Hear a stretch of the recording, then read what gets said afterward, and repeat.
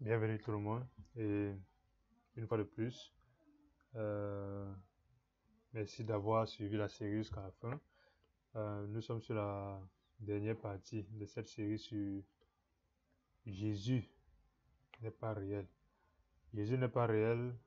Finalement, nous comprenons que Jésus n'est pas réel dans le sens où, nous disons, Jésus n'est pas réel dans le sens où l'homme, Jésus n'est pas un homme qui a été prédestiné à exister dès la fondation du monde et qui a existé sporadiquement dans le sens de faire son rôle au point où à la fin il pourrait être mis sur le même rang lors de la fin, qu'on puisse classer Abraham, Moïse, David, Saül, ils se mettent sur un rang et après on classe aussi Jésus et on continue à classer Paul, ainsi de suite. Non, il n'y aura pas Jésus parmi ces rangs de personnes fameuses que nous connaissons.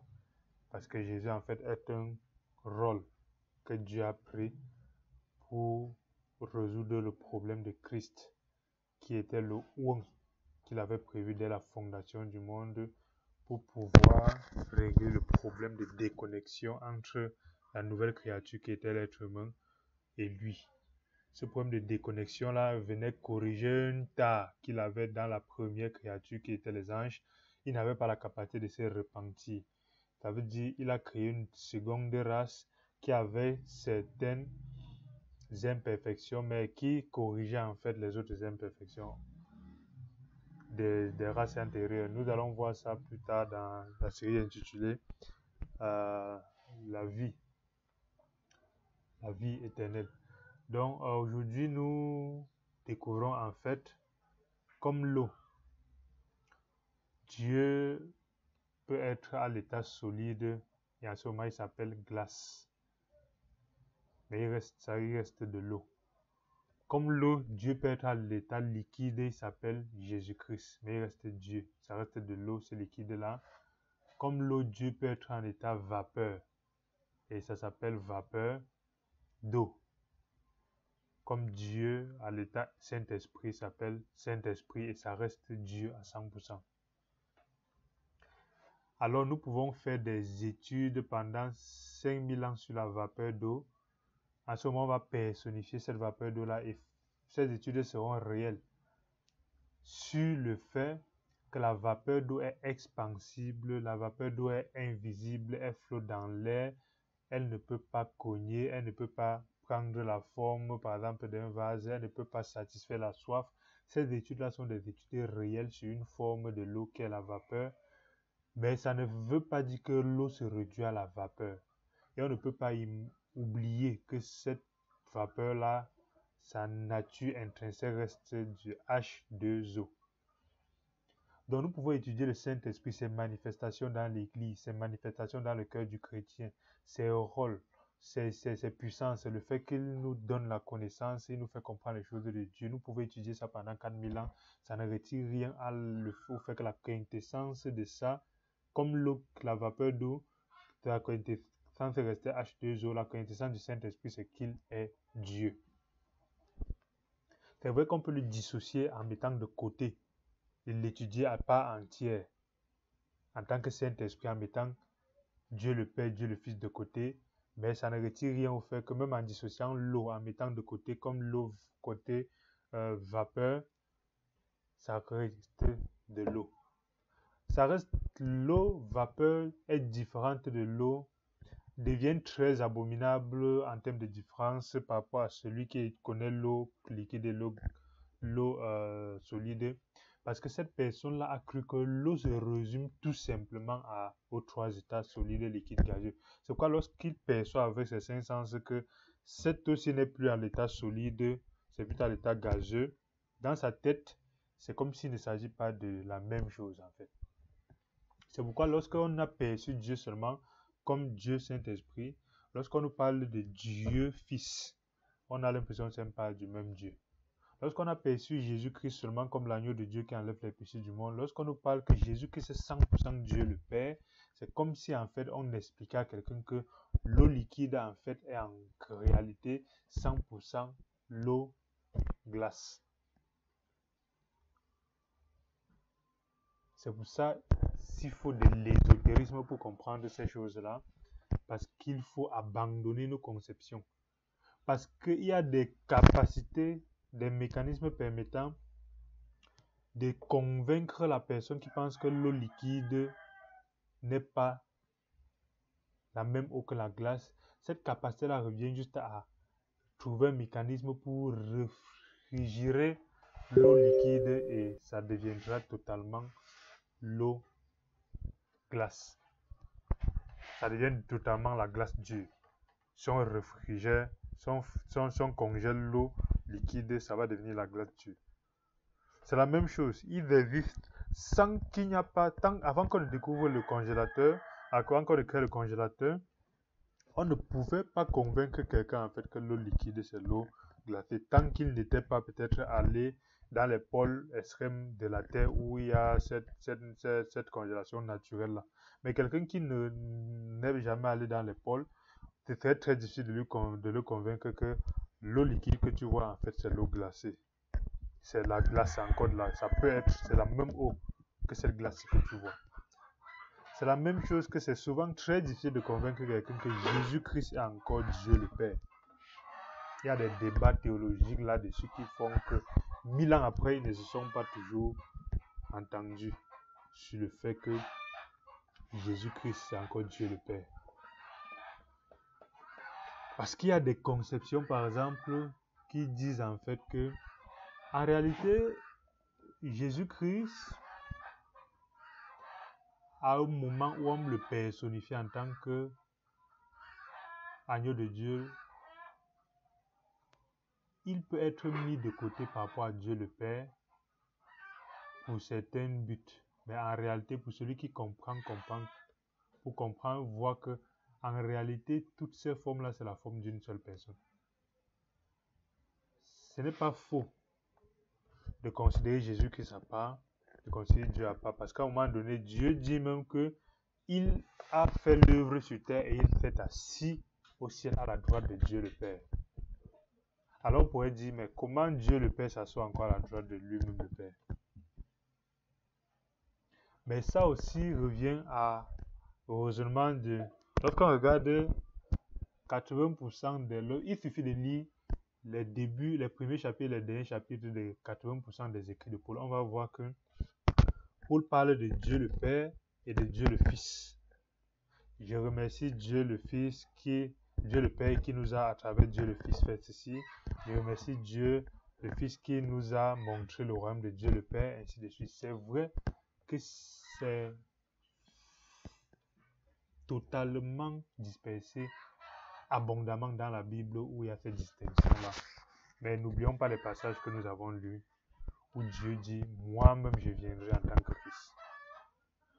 Et assis à la droite de Dieu le Père, en réalité, les personnes de Dieu peuvent se juxtaposer.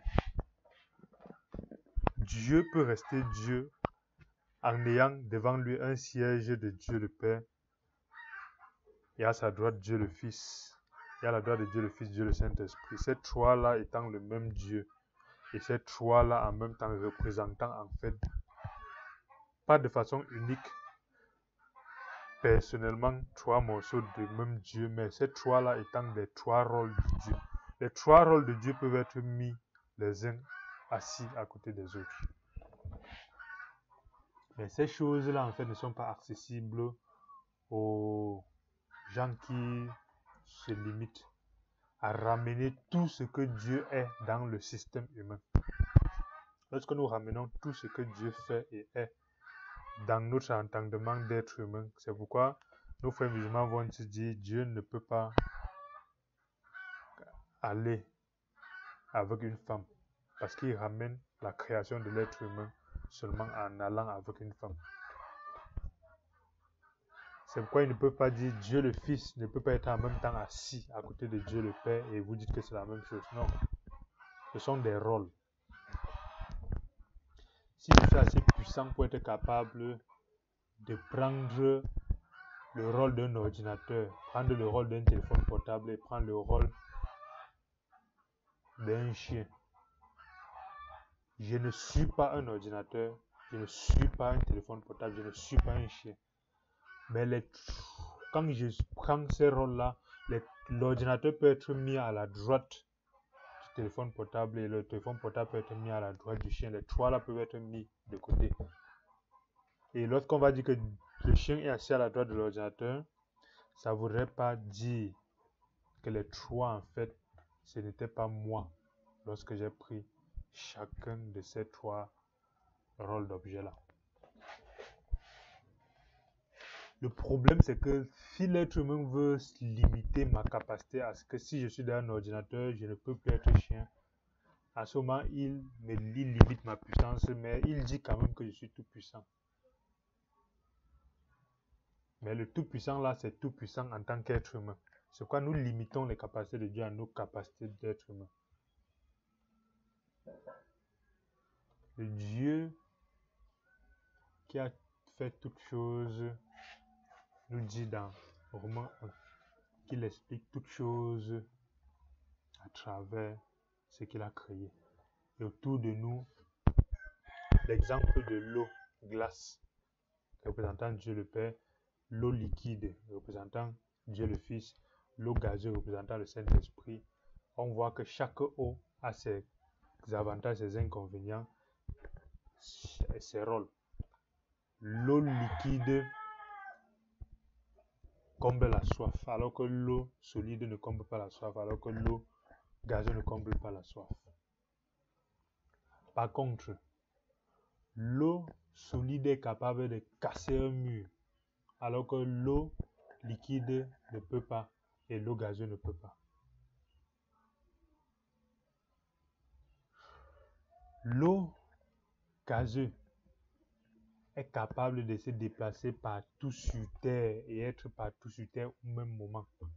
Si on a tout le globe emballé dans une nuée de vapeur d'eau, c'est possible au même moment, sans tuer l'être humain. Alors que l'eau liquide, si ça emballe tout le globe terrestre, ça va tuer l'être humain. Et l'eau solide aussi, ça va tuer l'être humain. Dieu n'aurait pas pu venir sous forme Dieu le Père gérer le problème de péché parce qu'il aurait fallu qu'il nous éliminât, nous tous. C'est ça qu'il est venu sous forme de Jésus, ça ne retire rien au fait que Jésus, cette forme de Jésus est en fait la forme réelle de Dieu, qui est 100% être humain. C'est ça nous regardons les petites fois où Dieu le Père a voulu s'approcher de l'être humain dans l'Ancien Testament, il a toujours tué des milliers de personnes. Parce qu'avec lui, il n'y a pas d'à peu près. Comment peut-il vivre parmi nous, nous qui sommes fondamentalement faits d'à peu près? Aucun être n'aurait pu s'en sortir si Dieu venait sous sa forme de Dieu puissant. C'est ça qu'il est devenu 100% homme et Dieu pour venir. Il était Dieu, mais fait 100% homme, appelé Christ, pour venir parmi nous gérer le problème du péché.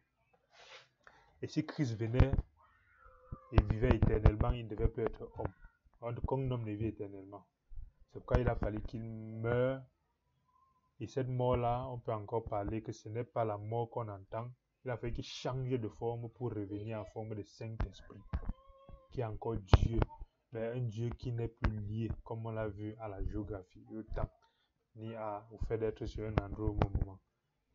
Donc merci pour tous, merci d'étudier la Bible avec cette vision de Dieu qui est le seul acteur en plusieurs formes. Parce que c'est cette forme de Dieu qui fait la différence parce que vous savez, aujourd'hui tout le monde est capable de dire j'adore Dieu. Le musulman dit j'adore Dieu. Mon frère chrétien, j'adore Dieu. Mon frère bouddhiste, nous adorons Dieu. Le animiste, nous adorons Dieu. Tant que tout le monde parle de Dieu le Père, on est tous d'accord, il n'y a pas de problème. Mais lorsqu'on parle de la forme de Dieu Fils, c'est là que viennent en fait les séparations. Parce que la forme de Dieu Fils est venue avec un trésor que tout le monde n'a pas reçu. Tout le monde n'a pas reçu ce trésor-là. La forme de Dieu Fils, c'est Dieu à 100% qui est venu nous donner un message particulier. C'est ce message que les autres religions ont refusé de prendre parce qu'ils ont une vision étriquée de Dieu qui ne peut être qu'une seule forme, Dieu le Père. C'est pour ça qu'on ne parle de Dieu le Fils, il dit que ce sont les choses des chrétiens. Alors que ces choses des chrétiens-là, c'est en fait le même Dieu qu'ils adorent qui est venu régler un point spécifique qu'ils n'arrivent pas à résoudre justement parce qu'aucune religion n'a pu résoudre le problème du péché. Aucune. Et lorsque nous résolvons le problème du péché, on se rend compte qu'il y a un autre problème, qui est le problème de vivre avec le parfum du Dieu dont nous proclamons. Ce problème-là n'est résolu qu'à travers le Saint-Esprit parce que par nous-mêmes, c'est impossible. C'est encore une forme de Dieu. Donc, Emmanuel, Dieu avec nous, c'est Dieu 100% avec nous. Et sous forme de Christ.